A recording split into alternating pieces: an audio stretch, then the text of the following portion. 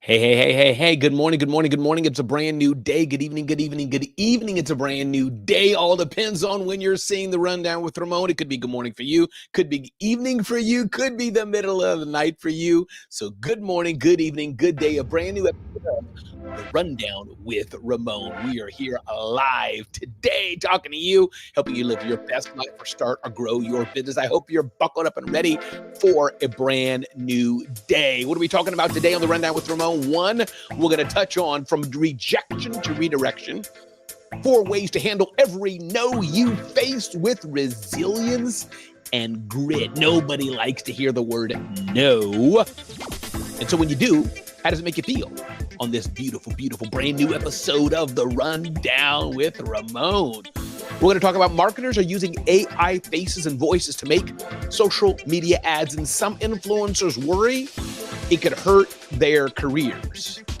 Our friends at Fast Company talk about why more and more organizations are adopting the slow work method. We're going to touch on 6 strategies for applying work hours to your own priorities. Trying to satisfy and help everyone at work often leads to stress and poor performance. Ooh, another good one. The side hustle he started at age 15 led to a $4 billion boom for small businesses. Contrarian investing. Make money by going against the herd. We're going to talk about why Lenny Kravitz, who I didn't know, he's an actor, I believe, or musician rather, didn't know, works out in leather pants. I thought that'd be an interesting thing to tell you. 4 factors that impact your financial plan. 2 ways to drastically improve your health and overall energy by making changes to your home. Why companies list fake jobs, all that and more in today's Rundown with Ramon. I hope your day is going well and blessed. Whether for you, you're watching this, it's the middle of the night, you're trying to doze off. Maybe it's the middle of the day for you, and you're watching this to get some excitement in your day, or maybe, just maybe, it's the morning time. We shall see, but I'm glad you're here on the Rundown with Ramon as we get cracking, get going for another great day. And I have a question for you today. Curious to ask yourself this. I've been asked this by many people, and this is a common personal development question, but I'm curious to ask you, if you knew you couldn't fail, what would you do? It's a different question, but another way people ask that question is, if you had unlimited money and money was no factor in your decision, what would you do? I'd love to know the answer to that question. DM me on LinkedIn, DM me on Instagram, DM me across the channels, and let me know your answer to that question. If money was no object, what would you do? Or if you knew you couldn't fail, what would you do? And that is right, Catherine, fake jobs, they really do that. And we're going to find out why, Catherine, indeed. So again, everybody, welcome to the Rundown with Ramon. Let's get started on that right now. Ding, ding, ding, ding, ding, ding, ding. Why companies list fake jobs? You may be wondering, Ramon, why are companies listing fake jobs? Well, there's a number of reasons they do that, writes Juliet Benet-Ryla of The Hustle. And a few reasons they do that. 1, to maintain a pool of potential candidates. Number 2, to give the appearance of growth. Number 3, to placate overworked employees. Number 4, to motivate current employees. These are some reasons. It's annoying, but we get it. Managers also provided a variety of other reasons a company might post a role it does not intend to fill. I never thought of that. Didn't know companies did that. It can be a little, not just annoying, but downright depressing, as it were, because you're applying for jobs and jobs and jobs, a job you will never, ever, ever get. But so is the state with some jobs in corporate America or corporations overall. Moving forward on the Rundown with Ramon, ding, ding, ding, ding, ding, ding, ding. 2 ways to drastically improve your health and overall energy by making changes to your home. Our friends at Your Tango write this. Archana Shyam. Potentially harmful products are used in the home for different purposes. Whether cleaning, maintenance, or gardening, our bodies and environment absorb the products brought into our space. The harmful products in your home can also include food, personal hygiene products, supplements, detergents, and more. So 2 things you can determine to do: learn about the full cycle of your household products, writes the author here in this article. Learning about what happens, they drain into the central water system and more. What can we all do to make a difference in the world around us by limiting or changing the products we use in our homes? Number 2, learn about the products you use outside as well. Listen, we know many of the products we use have toxins and chemicals and etc. So if you want to change your life, change a little bit what you can do to make the earth a better place and help your neighbors, maybe you should be very careful about the products you're using. I love that engagement. Thanks for those hearts. Thanks for those thumbs. Appreciate it as we go on here on The Rundown with Ramon. Ding, ding, ding, ding, ding, ding, ding. 4 factors that impact your financial plan. And I want to touch on one thing. I started at the beginning of the show and said this, and I want you to ask yourself this question. I heard this first from probably Glenn Lundy. If money was no object and you could do anything you wanted to do, what would you do, Catherine? If you knew you couldn't fail, what would you want to do? I know for me, I'll answer that question. I think I'm probably doing exactly what I want to do right now. I would be a host on a live show, and I would probably continue to be a motivational keynote speaker. It's a job that I love. I probably would, and I will go probably outdoors for 2 or 3 days hiking. I like the outdoors, even though I've never done it. Yeah, those are some of the things I would do. I think so. I'm living a life I want right now. And the experiences I haven't done doesn't mean I couldn't do it. Here's what Catherine says. I would own a hippie vibe coffee shop. It's my dream. I love that, Catherine. Not just to own a coffee shop, but to own a hippie vibe coffee shop. Well, I hope you can make that dream come true, Catherine, for sure. And by the way, for participating, Catherine, DM me and let me send you at least a Starbucks and Dunkin' Donuts gift card so you can get some coffee. Let's keep moving on here on The Rundown with Ramon. Ding, ding, ding, ding, ding, ding, ding. 4 factors that impact your financial plan. 4 factors that impact your financial plan. Our friends at Forbes talk about this. And 4 things they talk about. 1, your life expectancy. Dying early or dying later can impact your finances. Dying at a ripe old age when you're older, that means you need a lot more money to live. Dying early, you're not impacted, but did you leave enough for your family? Is there a contingency plan? You're spending.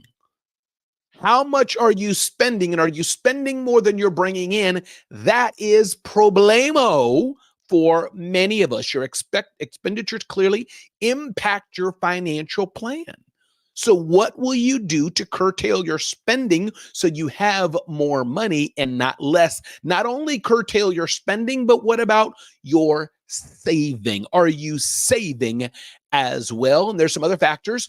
While your life expectancy, spending, and saving are the main factors that can impact your financial plan, there are several minor factors at play that can influence your plan.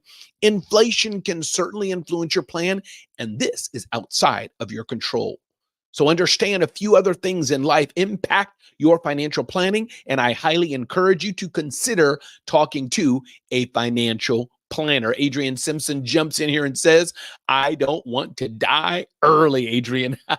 The LinkedIn experiential guru, marketing guru of LinkedIn, Adrian Simpson. Good to have you here. Yeah, dying early. Many people don't want to do that. Me, as long as my family's good, I could die today, tomorrow. It's cool with me.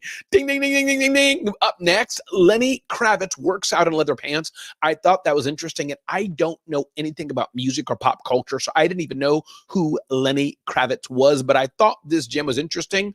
Why he works out in leather pants? You went viral recently, asked the Wall Street Journal, for a TikTok of you working out in leather pants. Do you always do that? What do they do for your form? His answer will surprise you maybe. If I'm in the city and I'm running around and I can't change, I'll just go in whatever I'm wearing. I don't care. When I wear jeans or leather pants, it shows me where my body is and how I'm fitting in my pants. Denzel Washington always has a phrase that we use. I'll say, what do you weigh now? And he'll say, the pants don't lie? Well, those of you who saw the viral video and are curious about working out in your leather pants, well, now you know the answer to that. Again, if you just joined, my name is Ramon Ray, started 5 companies, sold 3 companies, authored 5 books. You can get to know me better at RamonRay.com. Definitely come and visit us at zoneofgenius.com and let us know how we can serve and help your business to go to the next level. Need help building your personal brand? Check me out at celebrityceo.com. And that's right, Catherine, leather pants. I don't think that's going to be for me. I'm going to stick to my jogging pants, but hey, you know what? Each to his own. Moving forward here on The Rundown with Ramon. Ding, ding, ding, ding, ding, ding. Make money by going against the herd. The way to make money, says the advice here from Darius Foreau, is not to do what everybody else is doing. There's something here called a contrarian investor. So my question to you today is, what is a contrarian investor?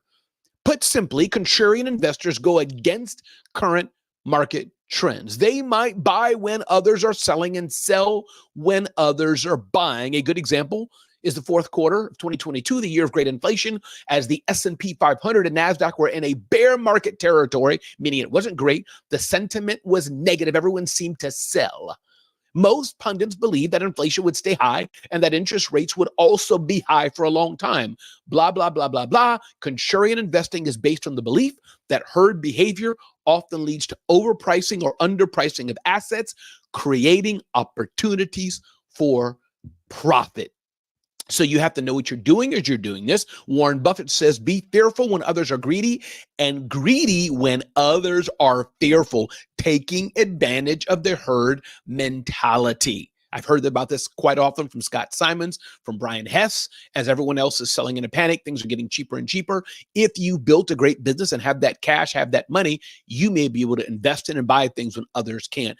Value investing, the investing strategy that started with Benjamin Graham. It's about buying stocks that are undervalued by the market. Number 2, distressed investing. This involves investing in companies that are in financial distress or bankruptcy. Number 3, sector rotation. This strategy involves moving investment from one industry sector to another in anticipation of market cycle changes. Number 4, short selling. This is a strategy where investors bet against a stock hoping to profit when its price falls. Number 5, holding forever. This is a controversial thing to say in an article about contrarian investing, but in this writer's experience, holding it forever often goes against the herd. So listen, my name is Ramon Ray. This is The Rundown with Ramon, and I hope that little bit of investment insight from the article was interesting for you, but definitely work with your financial planner, work with a financial expert, ask them about all these things. This is not financial advice. I'm just reporting what somebody else said. Ding, ding, ding, ding, ding, ding, ding. The side hustle he started at age 15 led to a $4 billion boon for small businesses. Again, if you're just joining, my name is Ramon Ray. This is The Rundown with Ramon, talking about this interesting entrepreneur here. Nick Beek asked his local barber, Jim and Moore, if they'd like him to build a website for their businesses. When some of Beek's websites led to e-commerce opportunities, he had to find a way for his clients to accept payments online. That's when he went from designing websites to coding e-commerce projects and ultimately founding his own payments company called Helsum, which is a payment processing company. So interesting start to his story there. And they say he was building websites when he was 15 years old, coding and all those things, but then he realized he needed to do e-commerce. So how could he do that? And this is when PayPal was very available back then, and there were few available bank processors, and they would hold funds without warning and left a continuous trail of angry merchants. So Helsum was born. Everyone says they love small businesses, yet most service providers continue to treat them poorly. Helsum was on a mission to change that. So listen, he had clients who he was helping to build websites for, but they needed to do e-commerce. And back then at the time, PayPal's a great company now. PayPal wasn't working for many, so he started his own company. And that's it. Question from entrepreneur.com says, what were some of the biggest challenges you faced while building your business, and how did you navigate them? Banks in the payment industry aren't very open to new entrants. Especially 15 years ago when I started. I had to work really hard to convince just one of them to let me be a reseller so I could get my foot in the door. Even then, it was an ongoing battle. Building our own payments company took another decade of hard work, relationship building, and dogged determination. The industry has many gatekeepers, from credit card networks to the big banks, and we had to fight them both tooth and nail. So bottom line here, people, if you have a dream, if you're trying to do something that's impossible, especially very few or no one else has done, it's going to take a lot of hard work. And if you're going to let hard work get in the way of your success, that's not going to be good. Bella is here. Good day to you. Good day to you, Bella Linda Rigby. Glad you're here on The Rundown with Ramon. Ding, ding, ding, ding, ding. 6 strategies for applying work hours to your own priorities. We all need to work, live a meaningful life to make money for our families. If you're a student, of course, your work is to be a student. If you're elderly and retired, well, you put your work in, and your work is to retire and enjoy the remainder of your life. But everybody else needs to work and contribute to society in some way, shape, or fashion. 6 strategies for applying work hours to your own priorities. Interesting. Number 1, create a pause before responding. Did you ever notice how a yes can slip out of your mouth or get sent in an email before you even think about it? You say yes all the time, and you realize you have no time for yourself, and you are overwhelmed with work. Clearly decline without using the word no. If you really want to say no to something, there's ways to say no to something without saying no, especially if you want to be a nice guy like me. You can say, this is not the right opportunity for me. Thank you so much, but I hope you find somebody else. That's one thing you can say. Other ways you can say no, but you don't have to sound mean.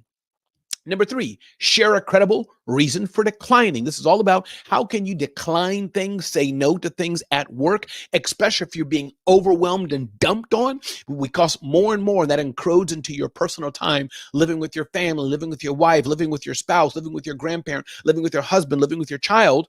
You're not serving them. Offer sincere gratitude as relevant. Somebody asks you to do something, start with a thank you. Thanks for the opportunity. Thanks for asking me to do it. Thank you. And then decline. Number 5, make an offer that serves both your needs. Maybe I can't stay late and do this on the copy machine, but I can come in tomorrow morning a bit earlier and help us do it together. Woo! Drop the guilt. You're working and you want to contribute to your job. Yes, that's for sure, but you don't have to be guilty about saying no and living the life you want. Ding, ding, ding, ding, ding, ding, ding. Why more and more organizations are adopting the slow work method.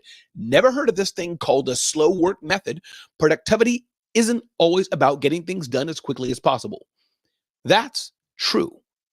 Everything doesn't have to be fast, fast, fast, fast, fast. Sometimes we can take deep thought, be more thoughtful, and even though it may not be faster, it may be more impactful. So reevaluate the idea of efficiency. Many companies are doing that. Sustainability as strategy.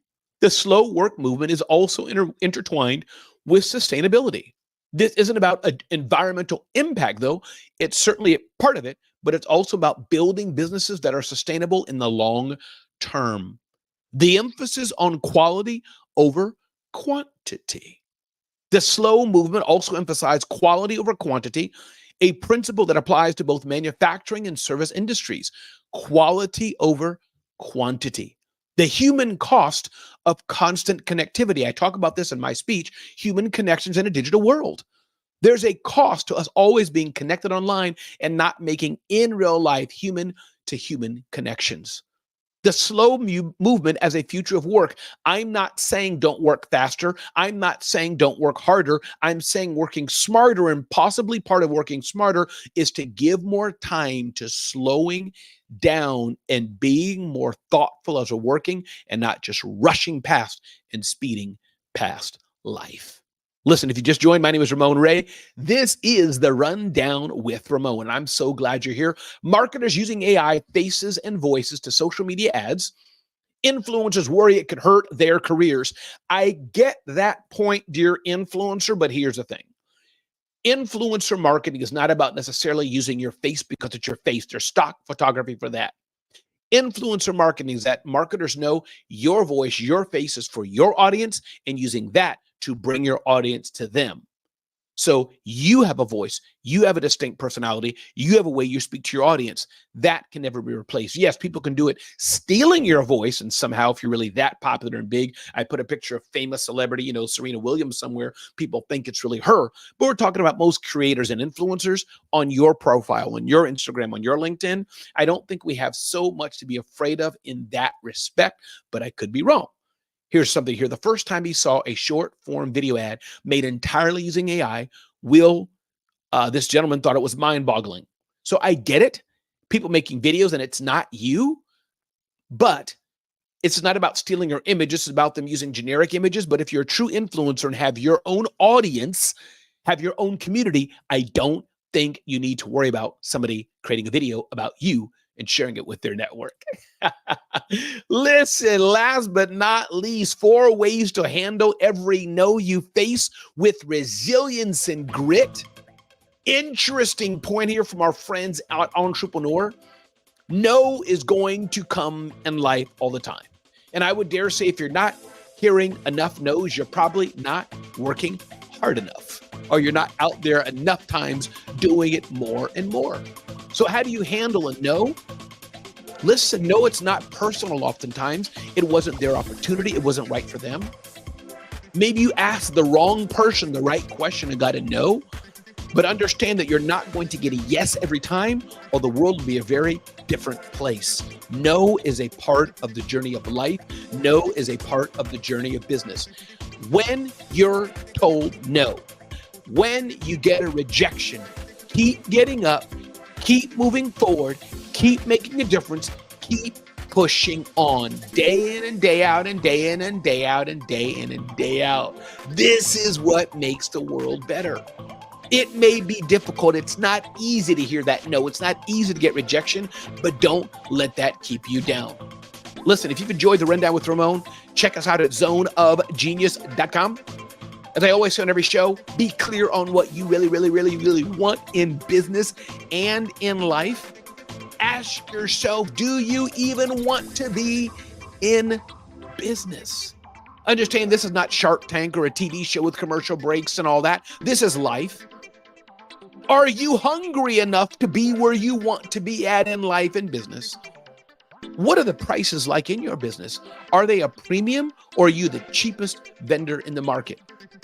Last but not least, ask yourself, what do you do best? My name is Ramon Ray, host of the Rundown with Ramon. Get to know me better at RamonRay.com. Get to know us better at zoneofgenius.com. Let us know how we can help you make the world a better place. Thank you so much for being here on the Rundown with Ramon. And until next time, whether for you that's a good morning, that's a good afternoon, or good evening, until next time, I can't wait to see you on the next edition of the Rundown with Ramon. Be blessed and have an absolutely amazing day. Thanks so much for being here on the Rundown with Ramon.